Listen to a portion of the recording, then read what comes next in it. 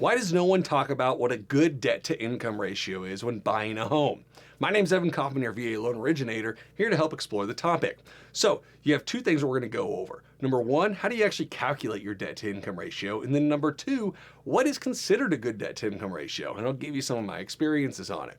First off, though, how do you calculate your debt to income ratio? Some people assume there's this long equation, it's really complicated. A lender just told me this random percentage. It told me if I'm denied or accepted for a loan.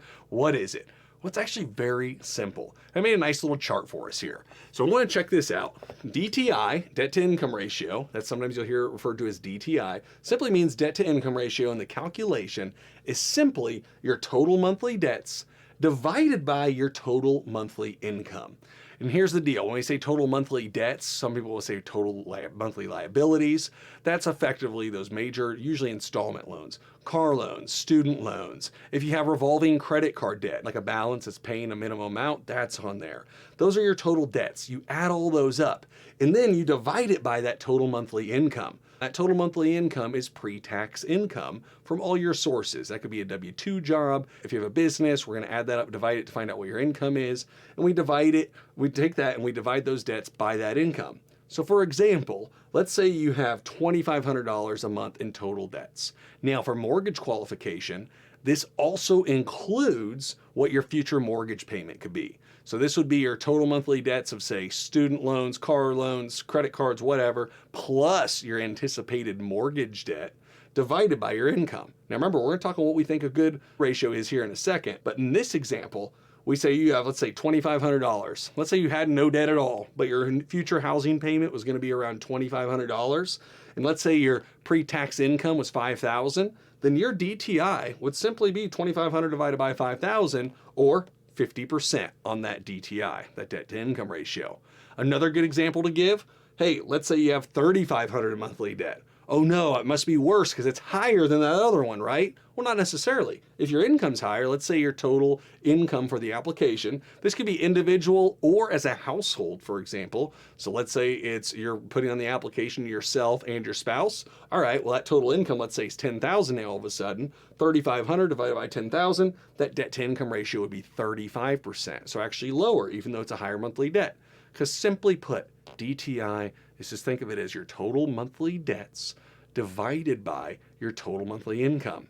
And for those debts, it's not necessarily all the debts out there. It's mainly those what we call installment debts, your revolving credit debts, like your cell phone bill, utilities. Those typically aren't going to count, so you don't worry about those. And that's where we work with your lender. Ideally, for our sake, we're working with you to help understand what that number is.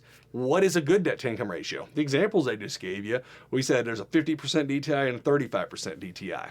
Here's the thing, it's a little arbitrary on what is a good debt to income ratio. For loan qualification, there are some standards there that we see for conventional loans, VA loans, which we deal a lot with, FHA loans. There's typically standards that we see for debt to income ratio. For example, conventional loans. Usually you can't go much higher than that 50% mark. Sometimes a hair above that, but you can't go much above that. VA loan, we've seen folks with very high debt to income ratios just for how the VA loan is calculated, even though up front they say only a certain percentage. It's calculated a bit different on something called residuals, so it can go a lot higher. But does that mean it's good? Personally, I'd argue no. I would say the folks that typically are in the best financial shape are keeping that debt to income ratio lower. In what range? We'd recommend, hey, trying to stick around that 35% range or lower, ideally even in the high 20s. 35% though, we typically see folks have enough margin to make sure that they can invest and do other things. Now, everyone's very different though, because budgets can be drastically different. Or let's say you are qualifying for this loan and you're keeping your spouse off the loan, your debt to income ratio could appear really high, although remember, we're not adding in a whole person that's on the house. That's a whole nother topic for another story, but you technically don't need both people on a loan. And most states will let you do that without factoring in the other spouse. So that means that you could have a high DTI, even though we're only using half of the household income. So sometimes in that case, you might have what I like to call an artificially high debt to income ratio on paper, but in reality, it's a lot lower. So that's where it's important working with myself and others to help understand, hey, where really is a safe DTI? If we were to include all income in the house and all debts in the house, not necessarily what's on the loan application, I'd recommend you want to stay at that 35% or under if it's possible. So hope that helps demystify a little bit about what DTI is and what we see as good debt to income ratios. Any questions, reach out to me, Evan Kaufman, again, your VA loan originator. Take care.